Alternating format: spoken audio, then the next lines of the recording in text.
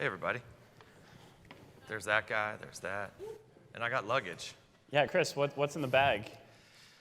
What's in the box? I guess What's we have to wait and box? find out. It's going to be some sort of It's awesome treasure, it's treasure. Well, I've been to surprise. South by a few times. I've done a few of these, and I realized you got to bring like a survival kit with you. So there's some important stuff in here. Okay. How's everybody doing? Good, good, good. All right, the first thing I got is some Oh tall my boys. God. But we're probably here. That's for you. Oh, this is for me, guys. That's for me. Who needs a beer? Yeah? Come here. We're going to do this unlike Uber. The women get them first, so. Setting the tone early. Did I really just say that out loud? Wow. I'm probably in trouble with somebody. There you go. There you go. All right, You guys here are all go, brother. 21, right? Yeah. Cool. All right, I also brought a bunch of swag. So for years, we never had any lowercase swag. We just couldn't get our act together, and we finally got some. So same thing, leather jackets. Women get them first. I guess let's reserve them for good questions, I guess. Yeah, I guess, so we're gonna have some questions throughout, and I think to incentivize you guys not to be shy, if Chris likes the question, I guess you got some lowercase swag, so that'll be fun. Let's get it going. All right. Cheers, sir. Cheers to you guys, cheers. Thanks for coming, guys. All right, what's good? So, Chris, this is your first time back at South by since 2008, right? Yes. Were you getting crowds like this in 2008? Of course. No. The last time I was at South by, I did battle decks. Do you know about this? No. It's where you stand up in front of a PowerPoint presentation that you've never seen, and you have to just on the spot give a presentation. And the slides get filthy. They are totally random. I don't think it goes on here anymore, but it was super, super fun. But I haven't been back. It's very cool to be back now. That's awesome. And you know what's even better is our clock isn't working, so we can just go for hours. Yes, We're just I like gonna that. go till they kick us out. Oh, they just started the clock because of that. But it's super fun to be back because basically now I don't have a boss. I don't have a PR person. There's like no lawyers, so I'm accountable to no one. So it's kind of fun to be up on stage and know I can't possibly get in trouble. Because you used to go do events when you worked at Google, and they were not always happy with what you said. No, right? if you say the right thing when you do an event at Google, nobody pays any attention. But if you say the wrong thing, suddenly you're a senior Google executive, which I never was, and it's on the cover of every paper in the world, and you're just literally they might move your office to the basement. And so there's just always this risk, like don't F it up, don't F it up. But yeah, this is good. I'm accountable to my wife and kids. That's about it. Although that's a pretty tough crowd She's to be a fucking accountable to. Yeah, my wife is a badass. So yeah, there is a real thing there. So Chris, I guess now people probably know you a lot for Shark Tank. 10 years ago, that would be far from what they would think of for you. Do you identify right now as an investor, as an activist, or as a TV talking head mostly? I mean, look at that. I mean, guys. it's funny. So Shark Tank's amazing. We should talk about it. But of people who come up and say hi to me, like a shockingly high percentage of those people know me from podcasts. Really? It's strange how, whether it was episode 1 of Startup with Alex Bloomberg, whether it's like a Tim Ferriss episode or something like that, there's something incredibly intimate about maybe it's the headphones and putting that conversation in your brain instead of seeing it on the wall. Or maybe it's because you're co-authoring part of that. You're envisioning what the people look like at the same time while they're talking. But it's strange how much of a sincere and genuine bond that creates with people who hear you. So that's been kind of fun. I wouldn't ever think of myself as a podcast guy because I've never had one. But it's amazing how many people come up for that stuff. I don't know. I mean, look, I never really thought of myself as a tech investor until I was a few years in and I realized, we never had office space. I never wore khakis. I never wore a blazer. We didn't have a receptionist.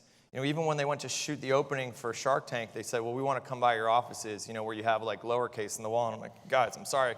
I work out of my office, and just like that BBC reporter, my kid's running through it all day. So, and so I never really felt like a traditional VC. And VCs have lunch with other VCs and talk about VC, and they have spreadsheets, and I never had any of that. So I didn't quite fit that. The activism stuff, we were always pretty active on charity work and working for the most fortunate and working on diversity and inclusion stuff. The politics stuff wasn't a hobby of mine until the fucking democracy was at stake. And so it's just unavoidable, I think, right now. We'll probably get back to that in a bit. You think? Yeah. I'm curious, when CNBC was vetting you to be a guest shark, if you didn't have an office to point to or like lots of assistants, how are they like confirming that you deserve to be on the show, you could afford to be on the show? Yeah, that's amazing. Well, that process, I didn't want to be on TV. It wasn't really an aspiration of mine. They'd asked me before, and I was like, no. But Halloween night, I'm in Los Angeles, and I'm dressed up as a bottle of sriracha, chasing around my kids who are bottles of sriracha, of course. And there's a ninja next to me chasing around his ninja kid, and we go in for like the dad handshake. And hey, I'm Chris. What do you do? Clay. I'm the EP on Shark Tank. I'm like, no shit. He said, would you ever come on the show? I'm like, no. And then he does the ninja move. He's wearing the ninja suit. It was the ninja move to reel in a narcissist investor like me, which is he's like, well, what would you do to make the show better? And an hour and a half later, I have no idea where my kids are. They could be down the block eating shards of glass. No idea. I'm like, blah, blah, blah, blah, blah. And he's like, oh, those are fascinating ideas. Now, I didn't even really have a television. I don't know shit about television. But he's like, you really need to come in and tell the Sony people about that, because Sony's one of the owners of the show. So sure enough, they all the executives pile in, they get around this boardroom, and they're just like, tell us about yourself. And like, I'm hoarse 3.5 hours later, because I'll fucking talk all day. And they're like, wow, just the insights you bring to this industry. You got to meet with the ABC folks. And the ABC folks are the same way. Like, Mark Burnett really wants to have you out to his house because he has just heard what a legend you are with all this stuff. And so I'm like, no shit, Mark Burnett. So I go out to Mark Burnett's house. We have this meeting. I do all the talking again. And then after the meeting, I call my brother. So my brother's a comedian and an actor, and I'll plug his show, Wrecked, on TBS. It's the #1 comedy on cable right now. But I called my brother who'd worked with Mark and written for Mark, and I was like, oh my God, Brian, this meeting went so well. And he said, stop right there, let me guess. Mark pulled you aside and said, Chris, I need to tell you something. After this conversation, my life will never be the same. The entire trajectory of my life has shifted. I was like, no. I mean, what? And he's like, Chris, he does that to everybody. He's like, I used to write fart jokes for the MTV Movie Awards, and he would take each individual writer and be like, you have changed my life with these jokes. But by then I'd already signed the paperwork, and I was on. So, I dig that show because I think it is the most authentic show on television right now. And I know that sounds so weird because it's under the bracket of reality television, but there's no scripts. They don't tell us anything to say. We're investing our own money. We don't know anything about those companies before they walk into the studio. When you see me busting Cuban's balls, that is genuine, and it genuinely pisses Cuban off. We're friends, but the competition is real. The only thing they do is they take about an hour-and-a-half long pitch and break it down to 8 minutes so it can air. But they don't do it in a tricky way. It's not like a Survivor kind of thing where they're trying to throw you off the scent. And so I've been pretty proud of that show. I like it. But back to your original point, they were very frustrated that there was no way to prove that I was a baller to the U.S. audience.